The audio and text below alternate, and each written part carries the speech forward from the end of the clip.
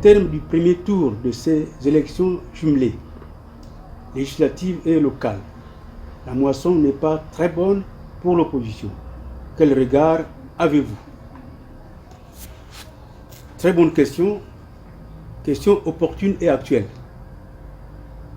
En effet, selon les rumeurs, puisque les structures qui devaient proclamer l'élection ne l'ont pas encore fait, selon les rumeurs, les résultats de ces élections, en l'occurrence l'élection législative,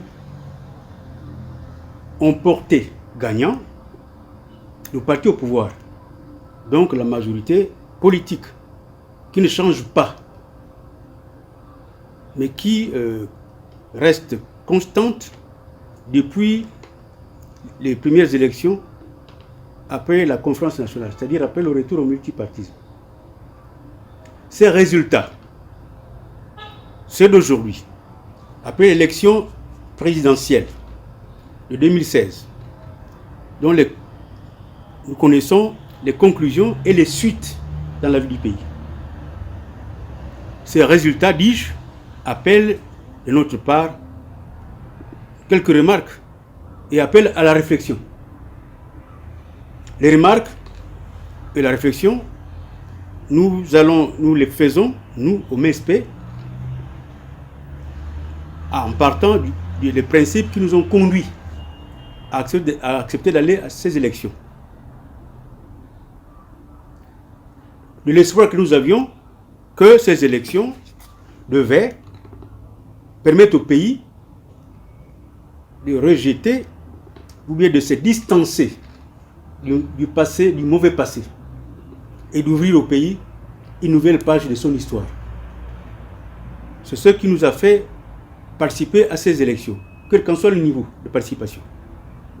Nous avons pensé que les Gabonais ne doivent pas être dans l'illusion d'un changement par miracle. Ils ne doivent pas être dans l'illusion d'un changement par l'intervention d'autrui, par l'intervention de forces étrangères. Nous n'en avons pas besoin. L'histoire du Gabon doit être l'histoire des Gabonaises et des Gabonais. C'est dans ce sens que nous avons trouvé utile de participer à cette élection qui nous paraît maintenant, dans ses résultats, décevante. En tout cas, à notre avis, aucun Gabonais digne de ce nom, aucune personne qui aime le Gabon ne peut se réjouir de ce qui est arrivé. Alors, la question se pose, comment se fait-il que une élection comme l'élection législative, où les candidats sont votés au suffrage universel, soit gagnée largement par l'OPDG, dont on attendait la chute. Regardez ce dont il est à la source au niveau national. Voilà notre surprise. Mais cette surprise, nous en connaissons les causes. Ces causes sont dans la vie politique du Gabon ou dans la mort politique du Gabon. Si tant est que la politique est une affaire de tous. Et qu'au Gabon, la politique n'est pas affaire de tous. Elle est affaire de quelques partis, de quelques personnalités. Le peuple est laissé en dehors de ces processus et n'attend que les élections pour exprimer son point de vue. Et de quelle manière? Et sur quelle base? Le pays étant par terre, le peuple est au sol et n'agit plus pour l'avenir du pays. Et nous, les hommes politiques, nous, les forces politiques, sommes à la source de ces comportements-là, principalement. Voyez-vous, nous espérions que le Gabon, ayant accédé en quelque sorte à l'état de droit, le jeu politique devait se faire entre deux camps. Aujourd'hui, il y a un camp plus organisé, c'est le camp au pouvoir, qui a les moyens, qui a l'expérience, qui sait comment maintenir et aggraver les conditions électorales pour qu'il reste au pouvoir, toujours. Il y a ce qu'on aurait pu appeler le camp de l'opposition, qu'on ne peut plus appeler, à notre sens, camp d'opposition. Parce qu'il n'y a pas un véritable camp d'opposition actuellement. Il y a un ensemble de polarités politiques, dont les contenus sont même contradictoires. Parce que dans ces polarités, dans ces tendances, il y a des gens au pouvoir et d'autres de l'opposition. On n'a jamais vu ça au Gabon. Vous comprenez qu'il n'y a pas eu une politique du camp de l'opposition. Il y a eu les politiques des polarités de l'opposition. Le résultat sont récents. Alors, la question se pose, comment faire en sorte que le pays puisse ouvrir une nouvelle page de son histoire pour passer des histoires à l'histoire? Voilà la question du MSP que je pose, que je ne cesserai jamais de poser et dont nous cherchons la réponse au sein du parti.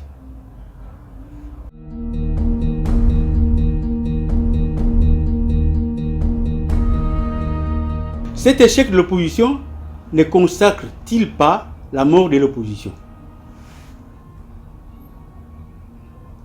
J'ai dit, cet échec consacre vraiment la mort de la fausse opposition, pas l'opposition.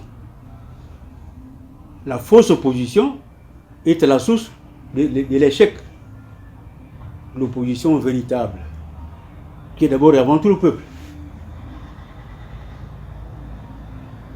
Parce que c'est le peuple qui veut le changement. Au sein de la classe politique, vous remarquez, tout le monde, on ne peut pas dire que tout le monde veut le changement véritable. Ce qui le manifeste, c'est le nomadisme politique auquel on assiste. Le nomadisme politique, qui est dicté par les intérêts des hommes politiques. Ce sont des nomades.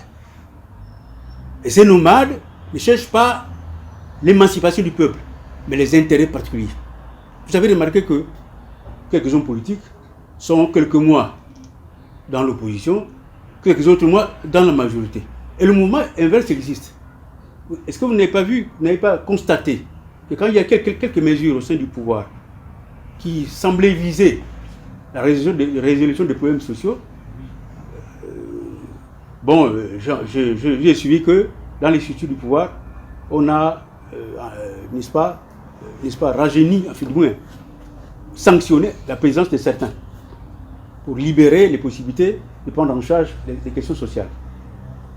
Bien. J'ai entendu des PDG dire, comme on m'a enlevé là où j'étais, donc je pars à l'opposition. Voyez-vous? Donc ces gens-là ne viennent pas à l'opposition, pour l'opposition, c'est pour leurs intérêts. Les nomades sont de tous les côtés. Et tout le monde le voit. Même les aveugles voient ça. S'ils ne voient pas, au moins ils écoutent. Ils savent très bien que tel homme, telle femme a dit, je suis opposant. Radical. Et notamment, on l'a entendu être du membre du pouvoir radical. Qu'est-ce que vous comprenez dans cela? Donc, par contre, l'opposition véritable, en tout cas ceux qui s'en réclament et qui le sont effectivement, doivent tirer les leçons. Doivent tirer les leçons pour que l'avenir du Gabon soit heureux. Pour que ce qui ne se fait pas, c'est fait. Je fasse. D'éduquer les Gabonaises et les Gabonais à la prise en charge des affaires du pays. C'est ça la politique. Si on ne le fait pas, et qu'on cherche seulement pendant les élections à leur donner un bout de pain, la bière, pour qu'ils votent, c'est la mort de la politique. C'est la mort de la politique. Si la politique est affaire de tous. Parce que, vous comprenez, la politique devait être le lieu où les gens doivent regarder les affaires du pays. Où on ne doit pas aider le triomphe de la fausse conscience. Qu'est-ce que la fausse conscience? C'est cette attitude de gens, y compris même parmi le peuple, d'abord au sein de la classe politique, et même parmi le peuple qui pense que faire de la politique, c'est défendre ses intérêts personnels contre l'intérêt général. Voilà la source du mal du Gabon. C'est qu'on cherche à défendre ses intérêts personnels contre l'intérêt général. On croit être conscient, malin rusé, mais nous sommes dans la fausse conscience. La vraie conscience, c'est de comprendre que la défense des intérêts particuliers doit s'harmoniser avec la défense de l'intérêt général. Quand on l'a compris, eh bien, on a un objectif, on cherche à l'atteindre. C'est ce que fait le MSP. Et ce que fait le MSP. Si jamais dans le parti, on s'aperçoit que telle personne, telle femme ou tel homme est habité par la fausse conscience, on lui demandera d'aller dans les autres partis. Par exemple, au PDG, où il peut trouver à boire et à manger.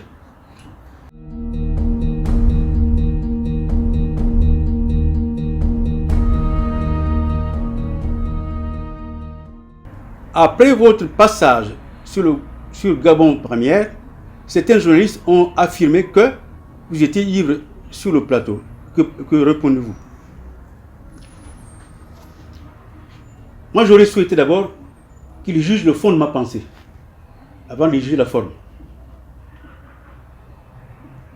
Qu'il ne fasse pas le jeu de ce que j'ai appelé le journalisme de pacotille. Le vrai journalisme, le journalisme authentique, est celui qui est basé sur la recherche des faits et l'analyse des fonds, pas seulement sur la forme. C'est vrai que la beauté d'une chanson dépend à la fois et du fond et de la forme. Si ma forme, la forme d'expression, a écorché tel ou tel journaliste de manière hasardeuse, je peux m'en excuser.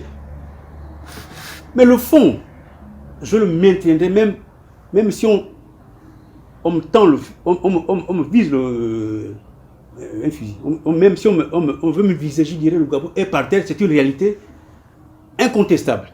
Et la source, je l'ai dit, en haute et intelligible voix. Ces journalistes-là, en le faisant, c'est pour leur libération. Je n'ai pas visé les individus là. J'ai visé une logique. Cette logique, dont certains d'entre eux sont victimes, objets, c'est la censure. Ces journalistes sont de beaux garçons, des gens, je pense, intelligents, mais qui parfois sont pendant des conditions où ils peuvent libérer leur volonté d'expression libre. Et en le faisant, j'ai cogné là où il fallait sur l'autocensure, la censure et l'autocensure. Vous savez que le MSP, il y a quelques années, quand nous faisons une action, on appelle la presse. Certains journaux, certains organes privés viennent. Pas ce qu'on attend en premier lieu, les organes d'État. J'ai écrit au président de la République pour dire, voilà ce qui nous arrive.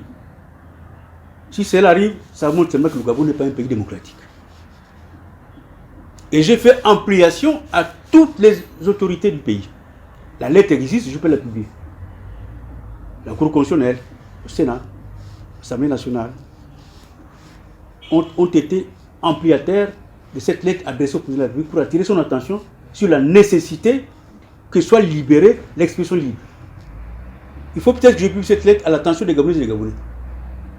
Il ne faut pas que les journalistes qui sont à cet degré victimes de la logique de l'autocensure ou de la censure et qu'ils développent eux-mêmes en autocensure soient malheureux du fait que je participe à la libération. Vous savez, et les journalistes, et les enseignants, moi-même je suis enseignant. Je sais que quand j'ai commencé à enseigner, et même maintenant, il y avait des élèves qui étaient des policiers. J'ai dit, mais quoi que vous disiez, moi je n'ai pas peur de la répression. Je n'ai pas peur de la mort. Parce que l'opposant véritable, c'est qu'il est surveillé. Qu'il peut aller en prison, dans un régime dictatorial, qu'il peut même être tué, mais on affronte cela avec courage et dignité. Et je le ferai toujours. Puisque ceux qui peuvent me réprimer ou me tuer sont aussi des mortels. D'ailleurs, eux mourront, s'ils sont des dictateurs, ils mourront de manière totale. Tandis que moi, mes idées vont rester. Parlez-leur. Parce que personne n'aime le voleur. Personne n'aime le menteur. La preuve est que même les menteurs ne s'aiment pas entre eux. Les voleurs non plus. Mais les idées nouvelles, les valeurs, sont éternelles. Et c'est ça que je défends.